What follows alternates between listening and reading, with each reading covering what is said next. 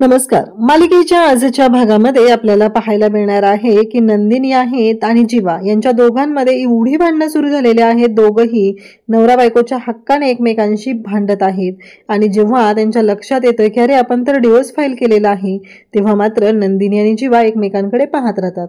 पण इकडे पार्थ जेव्हा आता मानिनीला डिवोर्सचं सत्य सांगणार असतो तेव्हा मात्र रम्या तिथे येते आणि रम्या तिला त्यांना अडवते आणि नाटक करते तिचा पाय मुरगळला असं.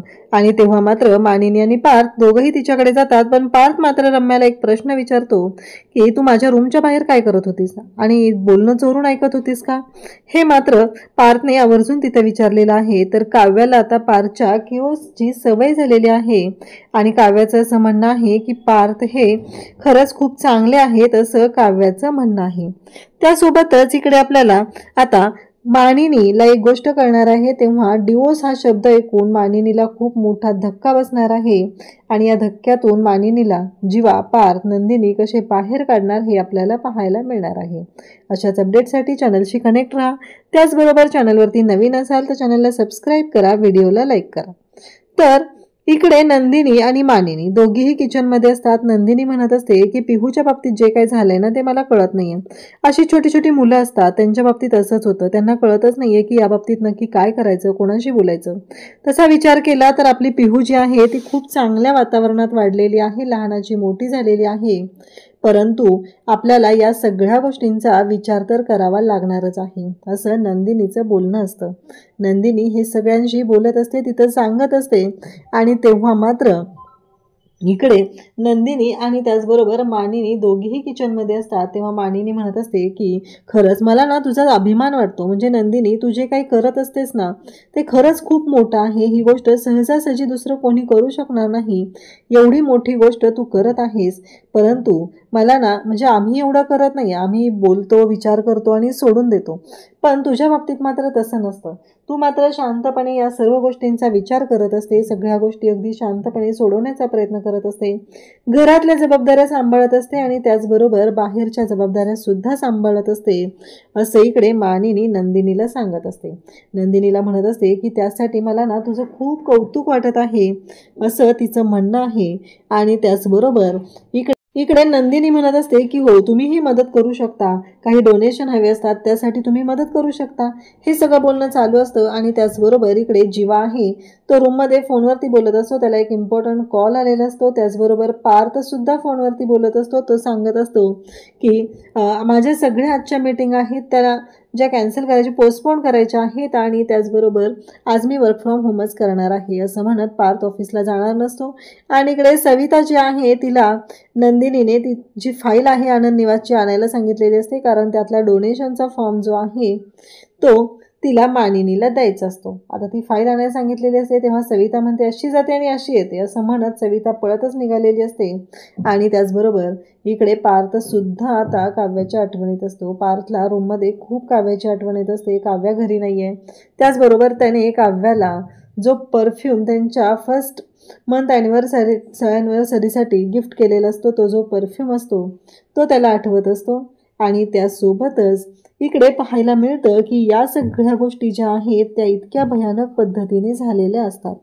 पार्थ आता तिथे बघत असतो त्यावेळेस त्याला जे दिसत असतं ते पाहून मात्र त्याला धक्का बसत असतो, कारण काव्याच्या आठवणींमध्ये तो जास्त तिथे व्याकुळ होत असतो. कारण काव्याचं जे स्किन केअर रुटीन असतं, त्याच्या ज्या क्रीम असतात त्या सगळ्या गोष्टी तिथं असतात. आणि त्यासोबतच इकडे काव्या जी आहे ती ज्या पद्धतीने तिथं बोलत असते, तिथं असते, ते सगळं पाहून मात्र इकडे आता सगळं काव्याच्या आठवणींमध्ये तो व्याकुळ झालेला असतो.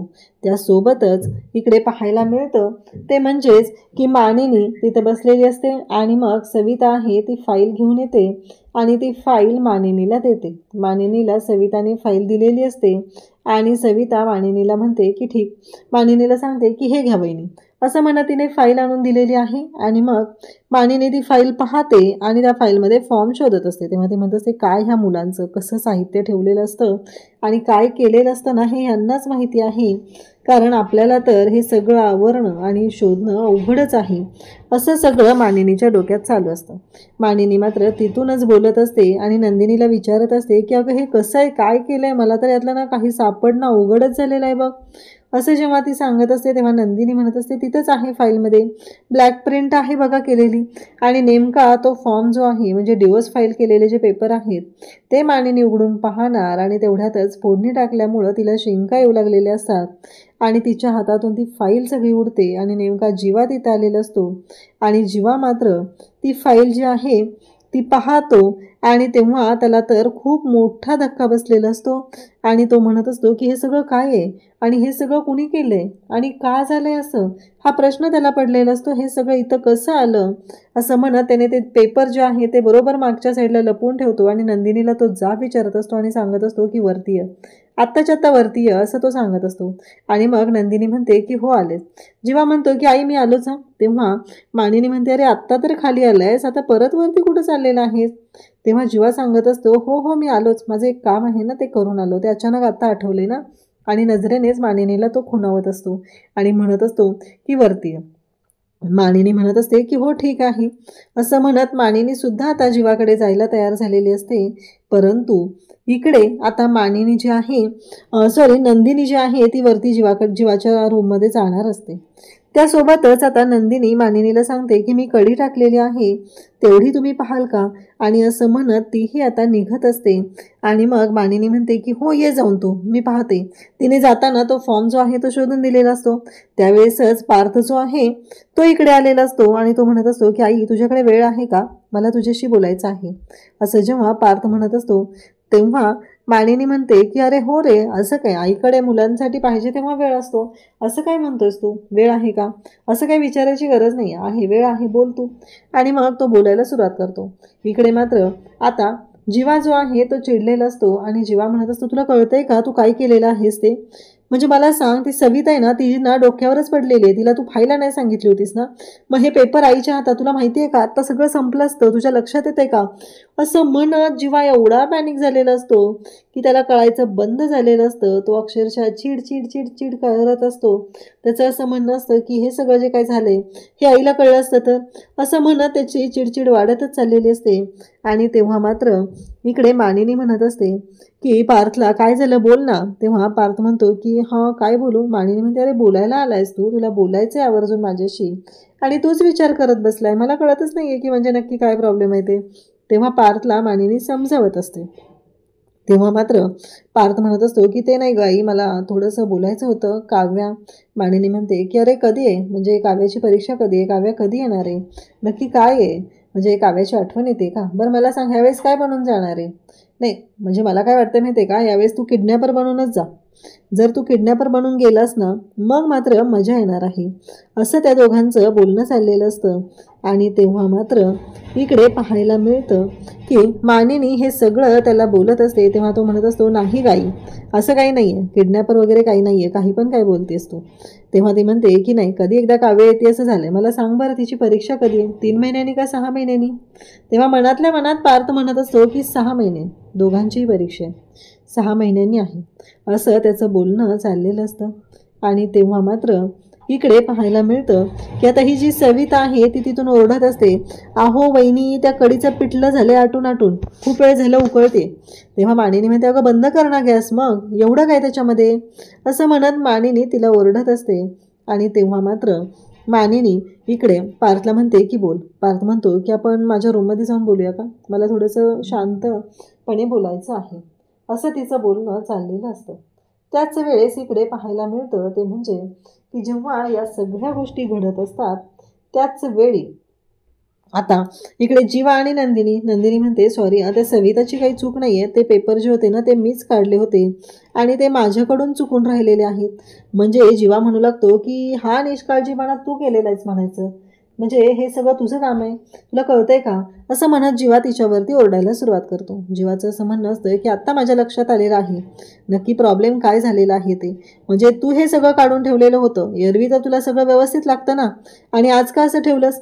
नाही म्हणत असतेस ना तू खूप स्वतःला, असं म्हणत जीवा भांडत असतो. म्हणजे त्या भांडणाला इतकी भांडणं चालू असतात दोघांची. आणि तेव्हा मात्र नंदिनी म्हणते की हो ना, मग तो पसारा आहे ना जरा कमी करायचा होता, दिसत होतं ना तिथं होतं ते, मग आवरायला घ्यायचं होतं. असं म्हणत त्यांच्या दोघांची जी भांडणं लागलेली असतात, दोघंजण इतके भांडत असतात एकमेकांबरोबर की त्यांना कळायचंच बंद झालेलं असतं, नुसते भांडत असतात.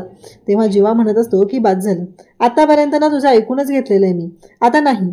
आणि हे सगळं जे काही आहे ना, तू तर स्वतःला लय चकाचक बाई समजतेस ना, मग का नाही केलेलंस हे सगळं, का नाही आवरलेलं स्वतः?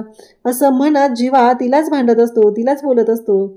आणि तू स्वतःला एवढी शहाणी समजतेस ना, माझ्या रूममध्ये कुठल्या वस्तूंचा घोळ नाही व्हायचा. नंदिनी म्हणते, बरं मला सांगा की जेव्हा तुम्ही इथं होता, ती सविता जेव्हा ते न्यायला आले होते फाईल, तेव्हा तुम्ही इथं होता ना, मग का नाही पाहिलं तुम्ही? नाही लक्षच नसेल ना, कसं आहे लक्षच द्यायचं नाहीये तुम्हाला? असं म्हणत नंदिनी जीवावर भांडत असते. आणि ह्या दोघांची जी भांडणं असतात ती एवढी वाढत असतात की त्या दोघांनाही कळत नसतं की ते भांडत कशासाठी आहेत आणि काय चाललंय एवढं त्या दोघांचं, त्या दोघांच्याही लक्षात आलेलं नसतं. तेव्हा मात्र आता दोघांची भांडणं चालू झालेली असतात. आणि इकडे मानिनी पार्थ दोघंही आता रूममध्ये आलेले असतात. पण त्यांच्या मागे आता चोरून ऐकायला, म्हणजे या रम्याचा हा जो प्लॅन आहे तो वेगळाच आहे की एवढ्या लवकर मानिनीला कळू द्यायचं नाही. जर मानिनीला लवकर कळलं तर मानिनी त्यांचा डिवोर्स थांबवेल, हा तिला भीती वाटत आहे. म्हणून तिला जी पार्थ आता बोलत आहे मानिनी बरोबर त्यांना डिस्टर्ब करत आहे, त्यांनी दोघांनी एकत्र बोलू नये असं तिला वाटत असतं. आणि म्हणूनच तिने आता त्या दोघांच्या मध्ये येत असते.